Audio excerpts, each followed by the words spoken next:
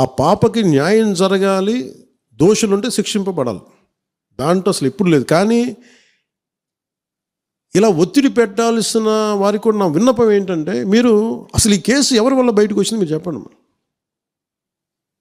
So మా త్రికరణ శుద్ధిని, మా చిత్తశుద్ధిని మీరు తక్కువ ఎంచిన. ఇక్కడ కేసులు వాళ్ళు కూర్చోబెట్టి నేను వెళ్ళి సాక్ష్యాధారాలు నేనేం క్రియేట్ చేయలేను. అక్కడ గత ప్రభుత్వం చేసిన తప్పులు కొనేసారు వీళ్ళు చాలామందిని. మరి ఏం కొన్నారు, ఎలా కొన్నారు, దీని మీద కేసు పెట్టాలి. ది లెట్ ఎంటైర్, ఇది నా ఒక్కడి కేసు కాదు, ఇది ఎంటైర్ సొసైటీకి ఇది సిచ్యువేషన్. మీరందరూ కూర్చొని ఒకసారి మన ఎమ్మెల్యేస్ అందరూ కూడా, మన నాయకులందరూ కూర్చోబెట్టి you try to take it to home minister గారు, including law and order CM గారి దృష్టిలో చేతిలో ఉంటుంది. కాబట్టి మీరు ఇంతకుమించి దీని మీద మాట్లాడకూడదు. ఈరోజు సుగాలి ప్రీతి ఇష్యూ కూడా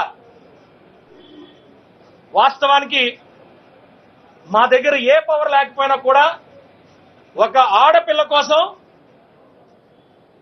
కర్నూలు వెళ్ళి మోర్ దెన్ 2 lakhs 2 లక్షల పైచీలిక ప్రజలతో ఆమెకి సంఘీభావం తెలియజేశాం.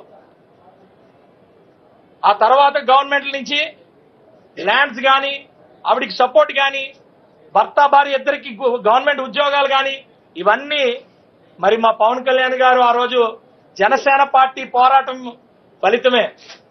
అయితే కేసు విషయంలో మీ అందరికీ తెలుసు, కేసు విషయంలో సిబిఐ అని చెప్పి పంపించి అది ఎక్కడో పక్కన పడేసి సిబిఐకి చేరకుండా చేసిన ఘనత వైఎస్ఆర్సీపీది. మేము వచ్చిన తర్వాత, కూటమి వచ్చిన తర్వాత దాన్ని ముందుకు కదిపి అప్పుడున్న డీజీపీ గారితో మాట్లాడి, హోమ్ మినిస్టర్ గారితో మాట్లాడి ఇవన్నీ కూడా ముందుకు కదపడం జరిగింది. ఇప్పుడు కూడా మేము 100% మేము హోమ్ మినిస్టర్ గారితో, మా ఎమ్మెల్యేలు కూడా మాట్లాడుతాం ఈ విషయం మీద. డెఫినెట్ గా అమ్మాయికి న్యాయం జరిగినంత వరకు కూడా మేము వదిలే ప్రసక్తే లేదు. ఎట్టి పరిస్థితుల్లో న్యాయం చేయాలి.